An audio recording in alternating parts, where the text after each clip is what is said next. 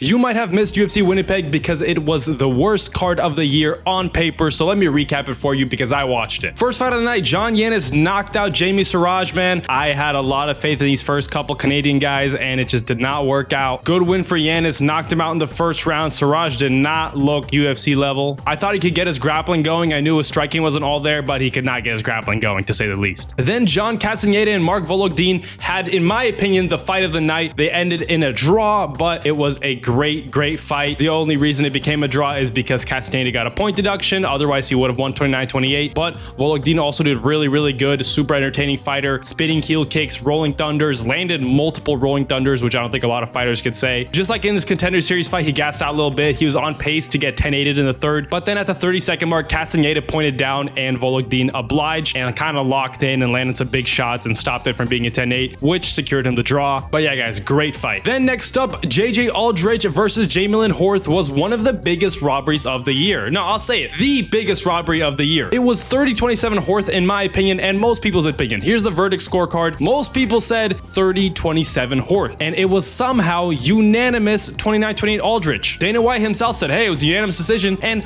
2 of the judges were Canadian. So what are you mad about, you know? But like, dude, it's insane. It's a huge robbery. Some judge gave a round to Aldridge where she landed 4 strikes in the entire round and didn't grapple at all. It sucks for Horth because she put on a good performance. She just got robbed. Anyways, next up, Milica Croden beat Daria Zelezniakova. I thought Daria could pull this one off, but Croden looked pretty good in there, even with her age. Looked pretty solid. Good for her. Then in a super fun fight, Gokhan Sarikhan knocked out Tanner Boser the second round. I also picked Boser here, guys. I was really riding with the Canadians, but Tanner Boser could not get it done. Almost got him out of there in the first round, and they made it to the second, and then Sarikhan found that knockout shot. But both guys honestly looked pretty good. Then again, a Canadian loss. Robert Valentin submit Julian LeBlanc in the first round. Not a good debut for LeBlanc, but this was a very needed win for Valentin. If he would lose this, he would have definitely gotten cut. So good for him for getting the sub. He looked really good out there in his grappling. Then Marcio Barbosa got performance of the night for knocking out Dennis Buzuka in the first round. Pretty much the first punch he connected clean. Buzuka went to sleep. Pretty insane. I saw a lot of people on Twitter were saying that Barbosa was overrated, but he did not look overrated to me. Then Gage Young won a split decision against Thiago Moises. It was a very close fight, but I agree Gage Young won that fight. I did pick Moises. I thought he could be a little more dominant in the wrestling, and he was pretty good in the wrestling, but Gage Young just tagged him up on the feet and won the decision. Good for him. Then Jasmine Jasdavicius won a 3-round unanimous decision against Karine Silva. Unfortunately, couldn't get the finish. I thought she could have, but Karine Silva actually also looked pretty good, but now Jasmine Jasdavicius is back on track to get a title shot. Then Jai Herbert knocked out Mandel Nalo in an insane fight for as long as it lasted. Just lasted a couple minutes, but Nalo dropped him twice, and then his guard is just too loose, man. He keeps his hands down, keeps his hands wide, far away from his head, and just could not block a shot. Ate a shot, got knocked out. Sucks to see as a Mandel Nalo fan. Another Canadian lost, but great comeback win for Jai Herbert, man. Good for him. He really needed this one. It just kind of sucks for Mandel Nalo because he is old and debuting in the UFC. It's kind of do or die for him now. You know, he has to get these wins soon, but he honestly still looked pretty good. Then in the co-main event, Charles Jourdain got fight of the night versus Kyler Phillips. I personally disagree with this. I thought Vologdin versus Castaneda was fight of the night, but this was still a good fight. Great wrestling scrambles. Charles Jourdain was doing his usual stuff with rolling thunders and flying knees. Man, this was a night of the rolling thunder, I guess. But he looks really good at bantamweight. Could definitely be a top player in this division. Kyler Phillips, man, just could not put it together, man. A lot of people were talking about this guy like he's the next big thing, but his gas tank is just not it. He starts good and then ends bad. That's pretty much the story of most of his fights, but good for Charles Jourdain. Then it wasn't a complete Canadian disaster because Mike Malott won in the main event, absolutely destroyed Gilbert Burns, knocked him out in the third round. It took him a while to get warmed up, but honestly, guys, Gilbert Burns looked pretty regressed in this fight. Did not have any success, really. Mike Malott's takedown defense was fantastic. He defended like all of the takedowns, 11, I think. Pretty insane. People forget, man, Gilbert Burns took down Jack Della Maddalena more than he has taken down anyone in his entire career in a single fight. And that was not too long ago, and Mike Malott stuffed every takedown, and once he got his combos going, he found that knockout shot. Dropped him, they dropped him again, and that was it. He did start a little slow, but I think that was just him measuring Gilbert Burns and respecting his power and his grappling. But then once he really got started, Gilbert Burns just had no answer for his punches. Every single punch was landing. Mike Malott, what I took away from this fight is that he's a very accurate striker. He landed pretty much everything he threw, pretty much did what he wanted to Gilbert Burns. Props to him. A lot of you guys were saying that he sucks and he's incredibly overrated and that Gilbert was going to win. And I was low-key buying into that a little bit. I said in my picks video that I wouldn't be completely surprised if Gilbert Burns wins this one, but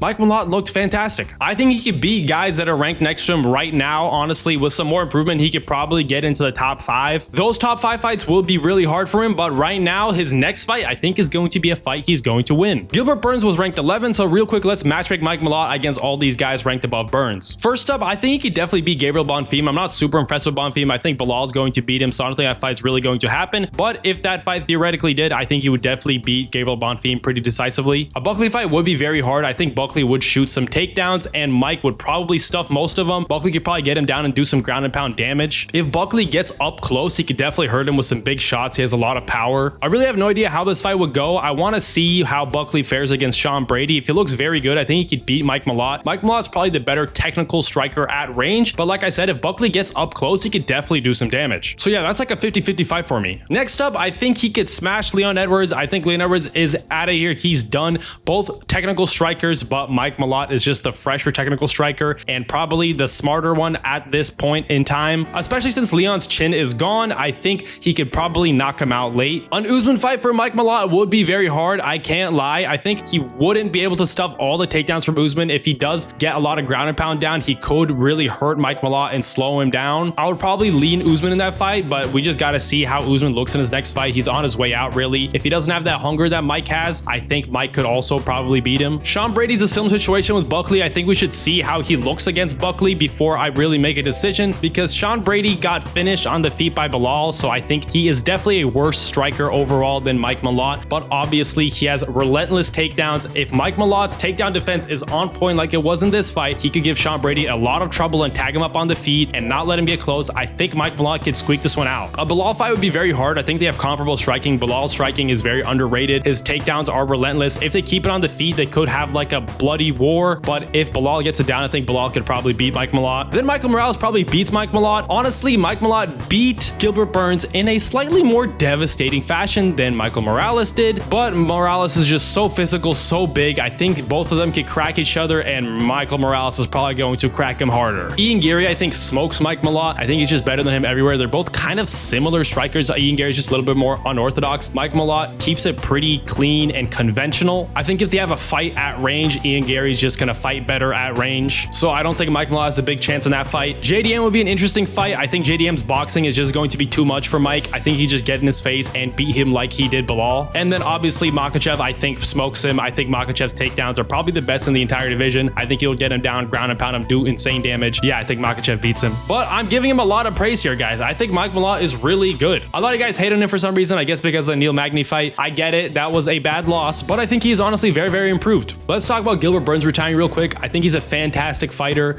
had a great career, great guy. No one has anything bad to say about him. Props to Gilbert Burns for coming up, showing out, and props to the Canadian crowd, guys, for cheering Gilbert Burns, chanting his name when he's retiring. Not a lot of crowds would do that. And props to Mike Malott for being respectful. Looks like he was a little bit upset, you know, that Gilbert Burns is going out sad like this. But hey, man, great career for Gilbert Burns, great fight for Mike Malott, and a pretty solid event, guys, besides that robbery. All right, guys, that's it. See ya.